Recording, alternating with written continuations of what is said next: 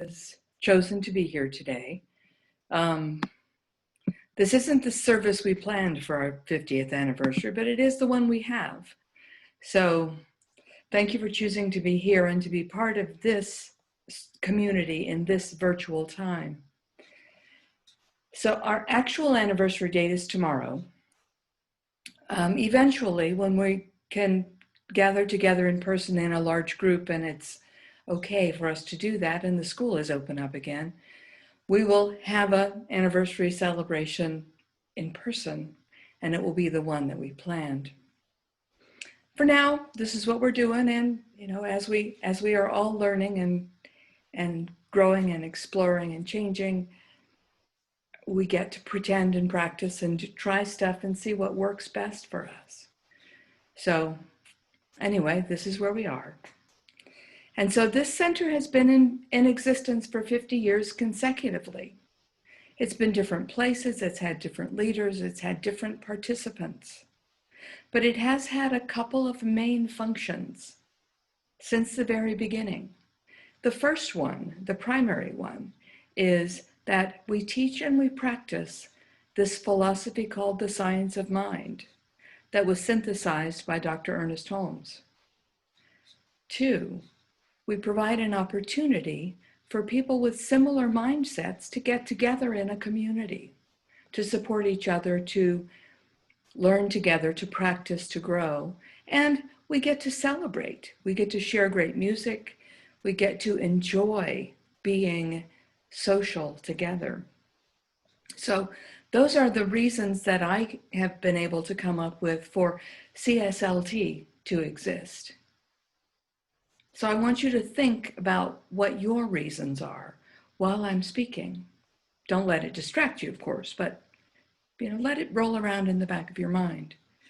And there are 4 things that I want to mention briefly, because I believe they support the long game about how we individually and collectively might want to show up in our world, both in the near term and in the long term. Number 1, these are not new. You've heard them all before. Number 1, we are all connected, whether we know it or not, whether we like it or not.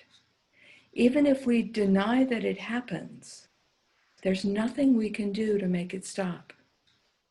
This image calls to mind for me Indra's net, which I've spoken about before. It's a Hindu myth about every single living being in the world being connected to every other living being in the world through this, think of it like a spider web, unless that grosses you out, through this interconnectedness. And every single one of us exists as a faceted jewel attached to this web where 2 of the strings cross. And what's cool about it is every single jewel, every single one of us reflects all the other jewels. And how we interact with the other beings, whether it's kind thoughts or kind actions or unkind ones, reverberates through the web and affects the whole. So each one of us is a jewel, individually and uniquely, and each one is connected to every other being. And just in case you think this interconnectedness is some kind of New Age drivel, in 1623, almost 500 years ago, English poet John Donne wrote a familiar couplet. No man is an island entire of himself. Every man is a piece of the continent, a part of the main. You know this for yourself and can think of examples how this has happened between you and those people that are important to you. We are all connected. None of us is separate. We may think it, but it's not what's actually true. And you may even have connections that you recognize between other people in this Zoom room. Don't know, I can't say for you. The second idea I want to bring up, and this is also not new, is that cause and effect happen. I prefer to call it choice and consequence. That sounds friendlier and is probably more accurate. It happens whether we know it or not, whether we're conscious of it or not, and whether we like it or not. cause, or choice is always mental. It's not something that happens out there. It's always something that happens in here. Ernest Holmes wrote in The Science of Mind on page 30, all thought is creative, according to the nature, impulse, emotion, or conviction behind the thought. Thought creates the mold in which the idea is accepted and poured and sets power in motion in accordance with the thought. We are always creating from what we truly believe, for good or not so good. And we do it by what we think about and what we focus on.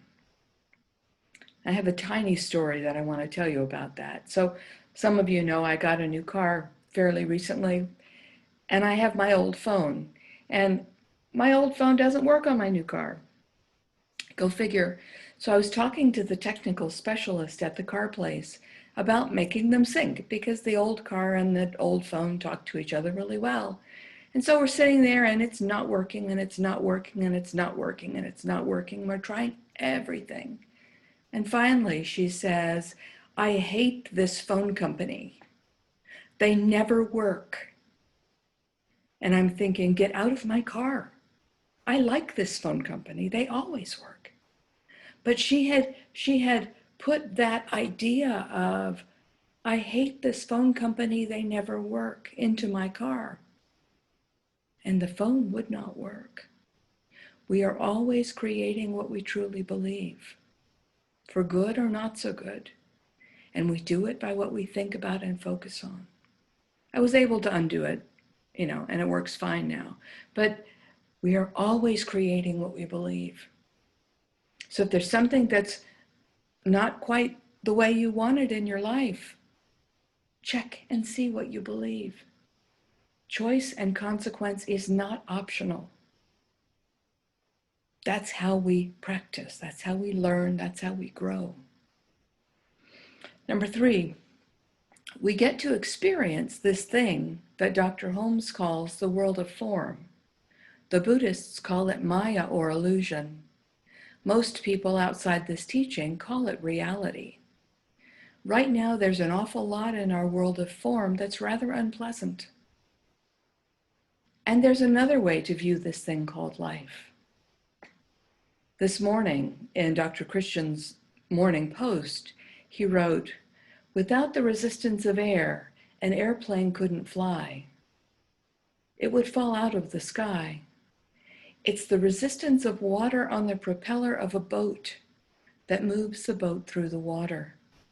If your life were obstacle-free, you wouldn't have any traction for forward movement.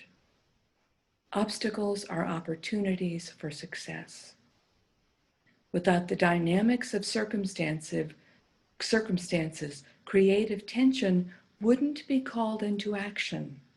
So when you see something in your life that's not working, that's difficult, that's challenging, that's in the way, that's an obstruction, is there a way to see it as something that's beneficial and useful? It is so absolutely, utterly imperative that we pay attention to our thoughts, that we manage our thoughts, so that we don't get trapped in this illusion of the physical world and think that that's all there is. Obstacles, things we see as difficulties, are simply opportunities to flex our mental, emotional, and spiritual muscles. They provide something to push against for our own propulsion, for our own growth. A quote that you've heard many times before by Wayne Dyer, loving people live in a loving world. Hostile people live in a hostile world. It's the same world. If you're looking at your world and only seeing problems, limits, ugliness, unkindness, lack or deficiency, I encourage you to stop and check the lens you're using to see with. It may be giving you a false picture. Other people can help you adjust your point of view. That's one of the functions that this community and communities like this provide. But you are the only one that can change your point of view. And the fourth thing I want to point out is this idea of inherent goodness. It's so easy to forget that evil is only an experience that we have in the world of form. Remember, darkness disappears when the light is turned on. We don't have to do anything special to chase away darkness. We just have to remember to turn on the light. And that light is us. We have to remember and declare as an experience that we are one of the lights. We are part of the solution to the problem when we remember that we are. And this other thing about darkness, there's always a rough spot before success comes. That's that obstacle to growth thing. And a quote that jumped in my head yesterday when I was writing, Best Exotic Marigold Hotel, you remember this, you saw the movie, everything will be all right in the end. So if it's not all right yet, it's not the end. We look at these intermediate stages and we get caught when we call them final. They're never final. It might be ugly. It might be a really dark space. But it's not final. Good wins. We know this. It's basic to the worldview that is uplifting and supportive, and how we choose to see things. So I want to briefly mention an idea from Barbara Marx Hubbard's book, Emergence, that we are continuing our Wednesday night book study on this Zoom channel, 5 to 6:30.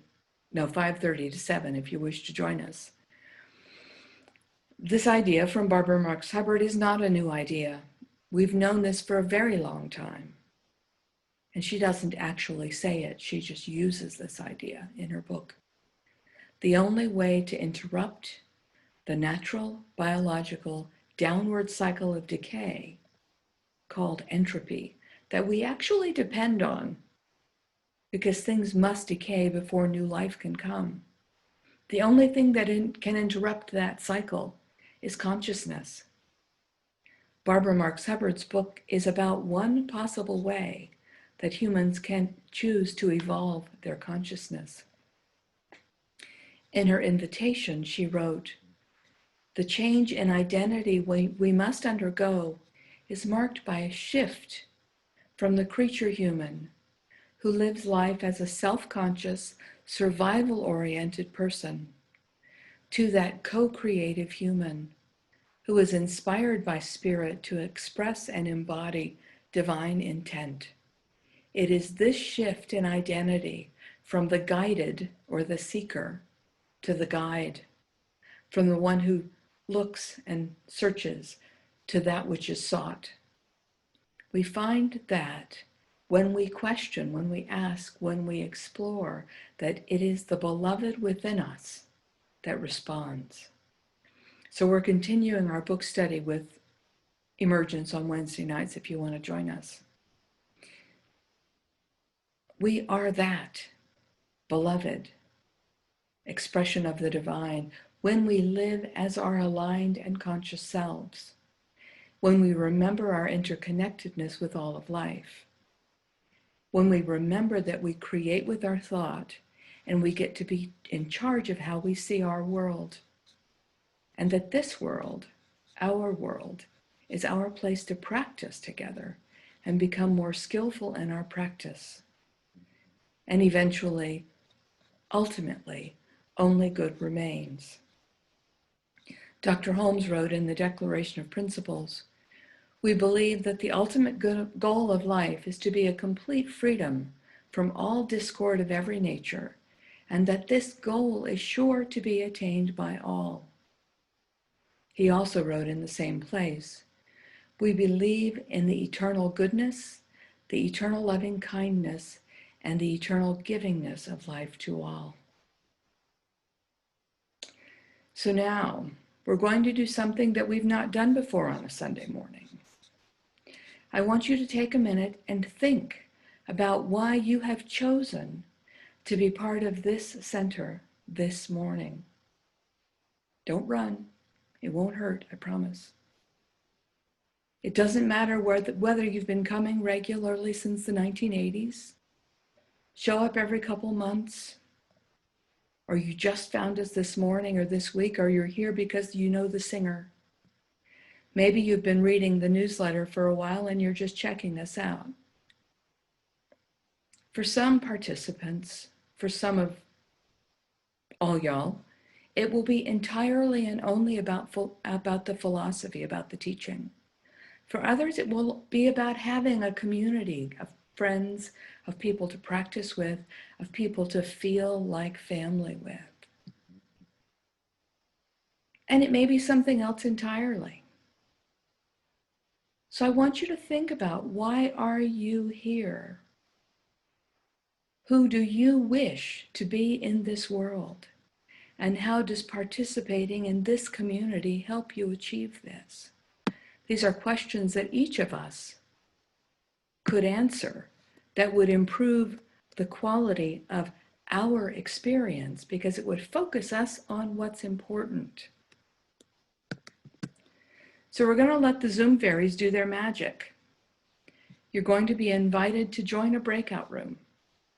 A breakout room is a small group of 3 or 4 people that the Zoom fairies have chosen specifically for you. You may find yourself in a group with people you know, with people you don't know, people you've never met before today. You may find yourself in a Zoom room with people that are only on the phone and you won't be able to see their faces. You can still talk to them or interact with them. And if you know yourself as somebody who likes to hog the conversation, please make sure the other ones that are quieter talk. It's about sharing. You'll have 10 minutes to share in the group. After 10 minutes, I'll end the group and you'll be invited. Actually, the rooms will close and you will rejoin the group. If you finish before the 10 minutes are up, you can come back to the main room early. So here we go. Oh my goodness, she's doing something weird with us today. That's not what I want, that's what I want. Okay, 11 rooms, 3 people each. Go have fun.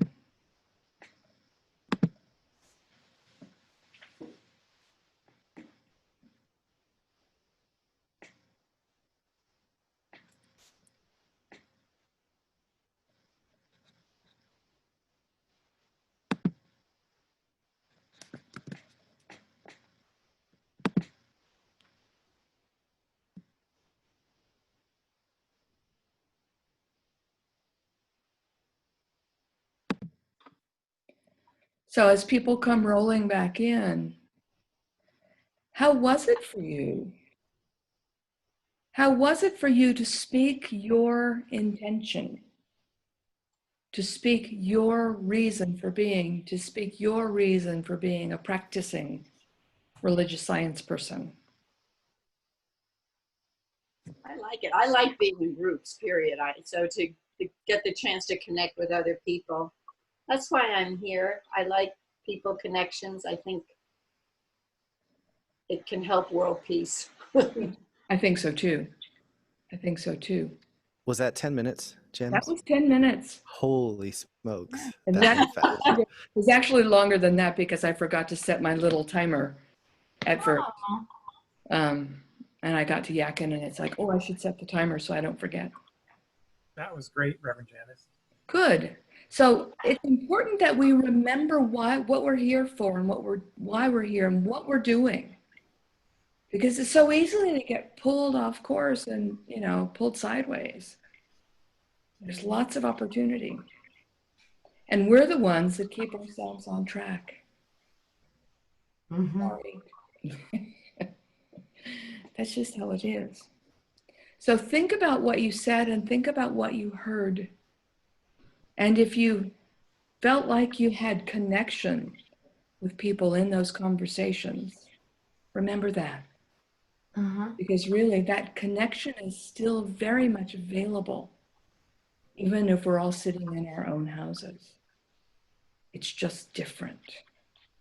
And we're widespread across the place, right? So I wanted you to have that experience. I wanted you to have the opportunity to speak your words for yourself, for your presence, for your reason for being here and being part of this. So I'm going to close. I have two quotes. One from Dr. David Alt, something that he posted this morning. And it was, as the fires burn, don't dismiss the power of your deeds as insignificant. Calm any flames of separation with sacred kindness. As the fires burn, don't dismiss the power of your words as insignificant. Provide refuge for worth, value, and safety. As the fires burn, don't dismiss the power of your thoughts as insignificant. See it in your mind, all harm contained, all solutions freed. It is done. We have that kind of power. We have that kind of ability if we focus and harness it. And the second piece from Dr. Ernest Holmes, this is the poem that he opens the Science of Mind textbook with. Peace be unto thee, stranger. Enter and be not afraid.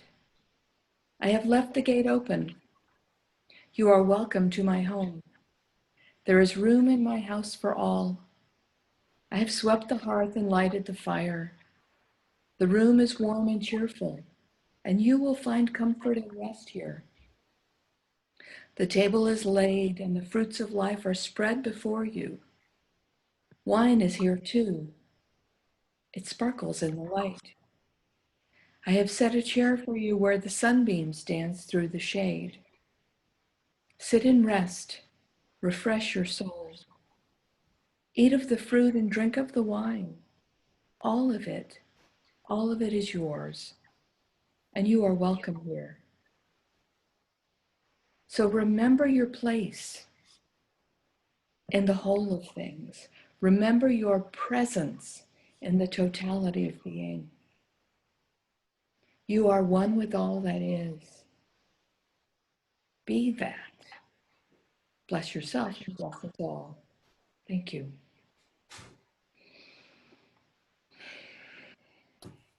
So now I want to roll into the prayer. And I want to breathe into that oneness of life.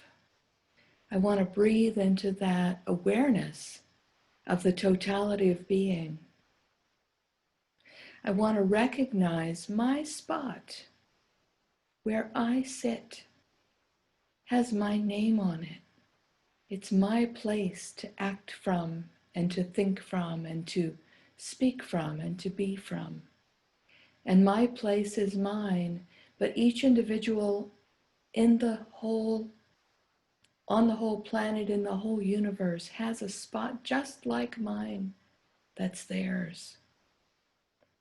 This divine presence shows up as each and every individual, as each one understands their place in the world. And every single one can have more and more of the life they choose by speaking it, by owning it, by stepping into some greater yet to be. So I rest in that awareness, and I know that the gift is already given, and it awaits my receptivity. It awaits my picking up that gift and opening it and putting it on as a full expression of my being.